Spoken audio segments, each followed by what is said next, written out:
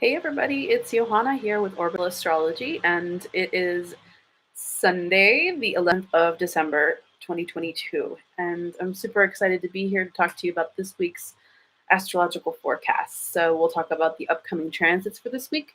And if you are part of my Orbit membership, then you can be tracking these transits with your Wandering Star Planner.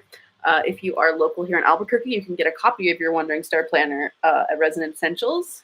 If you are part of my membership, then you get a free copy as part of your membership fee. So, just a little promo there. If you're here live, say hi. If you are watching the replay, um, awesome, because this is going to be available to you for the whole week so you can see what's coming up. And then, of course, look at what to expect astrologically. And so we're going to be looking at some shifts this week. Well, I guess the shifts kind of happened last week, but now we get to sort of experience what that means for us astrologically, energetically, and of course, in your own life. So that's the best part about tracking transits with a planner or with a calendar or just on your phone or whatever you use for the transit tracking to see and observe what's happening in your daily life. Like, did some big things happen? I know some of my friends had some really major shakeups last week with that full moon with Mars, um, conjuncting that Gemini full moon, and it was really dramatic. So hopefully everybody is safe and well. And yeah, so um, anyway, so this week we have some interesting things coming up because we have a shift from Sagittarius energy into Capricorn. And we are officially in our very last full week of Sagittarius season, if you can actually believe it, right? So the Capricorn season starts on the winter solstice, which happens next week on the 21st. So we won't talk about that yet. But we have kind of a preview of Capricorn energy because this week we have Venus and we have Mercury both in Capricorn, and they're going to be very active this week. I kind of was like, wow, we're going to be focusing. Things are shifting from that mutable energy of Sagittarius. Not as much. We're kind of like in this weird flux between Sag and Capricorn, which means we're in between mutable and cardinal seasons.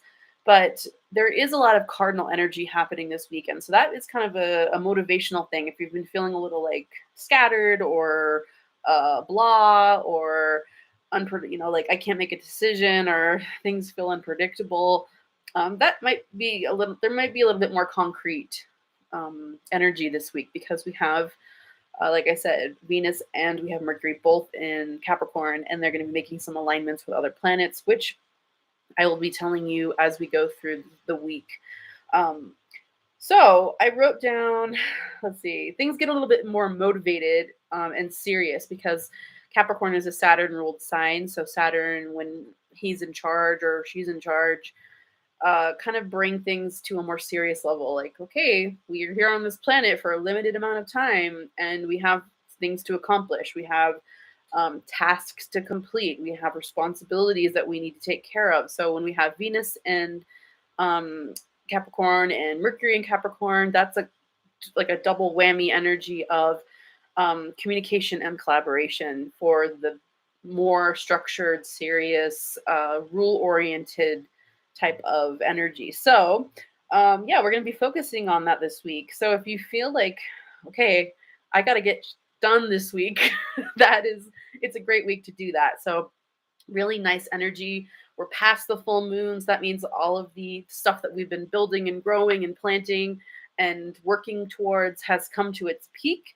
So everything at this point is adjusting and moving and taking that like next step after the peak or after the fruit has been harvested from the tree. What do we do with that? We have to process the fruit. What are we going to do with it? We're going to turn it into wine? Are we going to save it for the rest of winter? Now it's kind of like we get to decide what we want to do with all of that that energy that came from that full moon. And it's going to be interesting because let's see. I said, yeah, we have this last full week of Sag season. It's just like, enjoy it, right? Enjoy that Sag season because all the mutable seasons really fly by really fast. So uh, this next week, when we move into Capricorn officially, when the sun moves into Capricorn, that's going to be a whole new shift in the energy. So, and Jupiter, right? We talked about Jupiter for the past few weeks as being the ruler of Sagittarius, but also being in Pisces for a very, very few more days. Next week, it also shifts back, goes into Aries. So, this final week of Jupiter in Pisces and Sun in Sagittarius is really going to be a great time to concretely put your dream to work. So, Jupiter is good luck, it's gifts, it's generosity, it's also expansion and, collaboration, moving and growing with people, understanding things deeper, growing our intelligence and our wisdom. So it's a great week to to really think about how we can put that sort of dreaminess and that sort of general good feeling of Jupiter to work. Um, you know, Instead of it being a passive energy, let's put it to a more active energy. Let's put something to good use this week. I wrote down, what did I write? A focus on creativity. Um, you know, are you putting your creativity to good use? We are really going to be oh, right, because this final week of Sagittarius means that all of, well, we already had Venus and we had Mercury go across the galactic center, which I'm very excited about because this is the time of year where we get all the planets, well, the sun, but we also get Mercury and Venus to cross over the galactic center point, which is at 26, 27 degrees Sagittarius. So the sun is going to be moving across that. Not, is it next week? No, it's this week, I think. Next Sunday. So we'll talk about that next Sunday more in depth. But that's going to be a huge day for connecting to your deeper spiritual purpose or your creativity or any sort of high vibe energy that you want to bring into reality, because that is going to be serving you and whatever is driving you in your life, because that's where the sun represents in astrology. So we'll talk about that next Sunday, but just sort of prepare yourself this week to put in the preparation for receiving whatever messages, receiving whatever inspiration you are hoping to get from that galactic center energy.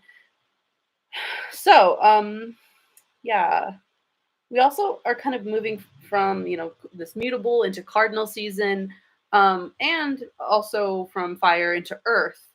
uh, we also are going to be having conversations with the other earth sign, besides Capricorn, which is Taurus, because we have two planets that are two placements that are still sort of hanging out in Taurus before oops, sorry, notifications off. Before we have the shift next year with the nodes of the moon are moving out of Taurus and Scorpio. So they're still there, hanging out. Uranus is also still in Taurus right now, and they're going to come into conversation with Gemini, with Mercury this week. So it's going to be interesting to see how much more grounded this energy is, which is why I keep saying it's a good week to put things to work, put things to good use, ground yourself, get things put into reality, take the steps that you need to do to work towards whatever goal or dream that you are currently focusing on. Let's just go through the week. So we have today's the 11th, which is the moon is currently in in Leo. So we have a Leo moon here. It's coming into its waning gibbous phase, and then we're going to have the waning third quarter moon next Friday, the 16th. So today we have that kind of nice Leo fiery moon, which is good for creativity. So if you're working on creative projects today, that's awesome. If you have, and of course, all of the moons are in the Wandering Star Planner, so you don't need to actually write any of the moons down. If you want to write the other transits that I tell you, that'll sort of give you an idea about what to look out for on that date. So Monday, we have an opportunity. The sun is going to be sextile Saturn. So sun in Sagittarius, sextile Saturn in Aquarius at 20 degrees. That's an opportunity to use discipline to increase your vitality, to increase your energy. Also, it's a great time to put work towards creating more structure for your own leadership. So stepping into a leadership role, kind of using wisdom and maturity to help you get to that point. Now, sextiles are not as strong as trines, but it is benefic energy. It is positive. It's easy energy. So instead of it being a struggle with Saturn, it's going to be like, oh, we can use Saturn and put it to good use. So that's a great day to, like, it's Monday. You can start this week off really strong, thinking about how am I going to use discipline and structure. I mean, if you're thinking about any sort of rearranging, creating more rules or more discipline in your life, either health wise or job wise or relationship wise or whatever, Monday's a great day to really get clear on that and get focused. Also, it's kind of like, wow, I could really like put in the work to do some like self work or self improvement or self awareness, all of that. Any sort of like books you want to read or like courses or classes or tests you want to take to help you figure that out. That's a really great day to do that because we have an opportunity to work with Saturn on Monday, the second or the 12th. On the 13th, which is Tuesday, the moon is void, of course, which means that it's not going to be making any aspects to any other planets before it moves into the next sign. So usually on a void, of course, moon, you like to relax. It's like a day of rest, even though it is Mars's day, which is a Tuesday, which usually means you want to take action on something. Don't take action on something really important. I mean, void, of course, moons in the modern sense happen very often. So it's not like you have to take the day off every time there's a void, of course, moon because they're very common in modern astrology. But it is nice to just sort of sit back, reflect. Don't file any paperwork if you have to. Hey, yay, Monica's here. If you have to do anything important that day, of course you have the ability to do that. Don't like screw up your entire schedule just because it's a void, of course, moon. But it is a nice opportunity to just rest. Um, so Wednesday the 14th, the moon goes into Virgo, and that's the day I was talking about putting your creativity to good use because the sun is square Neptune that day. Now, this can be taken negatively or positively, and you just never know how the astrology is going to show up. So, it's a great day to work on a creative project. It's a great day to sort of like ask yourself, challenge yourself to do something more creative that maybe you can step out of your comfort zone. Neptune doesn't always have to be creative. It can be something inspirational. It could be something mystical. It could be something, dreamy or etheric. So if you want to like go and do something metaphysical, or try something new, step out of your comfort zones. If it's going to make you feel like you're going to be, invigorated by it, or your vitality is going to be increased, that's a great day to do it. It's also the day where Mercury is going to square Chiron, and that's an opportunity for healing. But of course, there may be people getting triggered because it's not just that there's healing involved, but there's a wound involved as well. So you may have a triggered situation where you're like, oh, that hurt. Now I get to heal it. Because they're both of those things are happening on the same day, so it could be linked. Those two things could be layered together. You could be using some aspect of your creativity to help you heal a wound. And yeah, I would say that's a great day to go, get Reiki done. If you are here in Albuquerque, come by and see Amber at Resonant Essential. She does Reiki, any sort of healing modality. It's a great day to do that. Or have a conversation, the healing conversation. Mercury means that you want to talk about it. You want to communicate something. So, go to therapy that day. Talk to somebody about what's bothering you. If you're feeling triggered, don't get drunk and talk about your trauma. Which is a huge possibility, right? Because Neptune does real alcohol. But yeah, if you want to work on, healing some aspect of yourself. I mean, you have friends, right? If you have friends who don't care if you get drunk and talk about your trauma, then call them. It's a great day to do that. Or talk to your pets, right? They don't care. So those are sort of interesting combinations. I think it's kind of an interesting constructive aspect to put to good use that day. But I'm very Capricorn, so I'm always like about trying to like make it the most productive thing I can possibly do. So yeah, we have, Mercury and Capricorn this week is going to want to have those conversations about productivity. And with Chiron being aspected by Mercury on Wednesday the 14th, you're going to probably feel like, okay, what do I need to do to make my healing process more productive? That can be, you can feel a little pressure on that day. So don't react negatively. Don't react like, oh, I feel pressure to heal myself. I'm gonna go, drink a bottle of whiskey. I don't you don't have to react that way. It can be something more productive, constructive, helpful. Yeah, use the energy, right? It's not going to be here forever. You can keep going. Streamline and optimize the healing process. Yes, ideally, if you can do that on Wednesday the 14th. The 15th is the conversation with Mercury and the North Node. We have the North Node still in Taurus before it moves into Aries next year. So, where are we going? What have we learned this year? I mean, Mercury is always about learning, always about like learning something new, assessing what we've already learned, fettering out the information, and figuring out what's the best possible way to use it most effectively. Of course, with the North Node, that's where all the eclipses happen this year. So if you think back to what came through for you during this fall eclipse season, uh, right around Halloween and in the first week of November, and then of course the first eclipse season happened at the very end of the spring. So think about that. What did we learn? What came through? What happened? What changed in our life? And how has it helped us uh, push us forward? Right, because the North Node is about magnetism. It's about being pulled towards something, about increasing something in our life. The door open to something, and what manifested for you? What have you learned this eclipse season in 2022? So that may come up for you on the 15th, which is what did I say? What, Thursday? Okay, Thursday. So yeah, that's a great day to journal about it. It's a great day to talk to somebody about it because, of course, it's Mercury, writing, communicating, talking. Friday the 16th is another void of course moon because it's going to be moving into Libra later that day.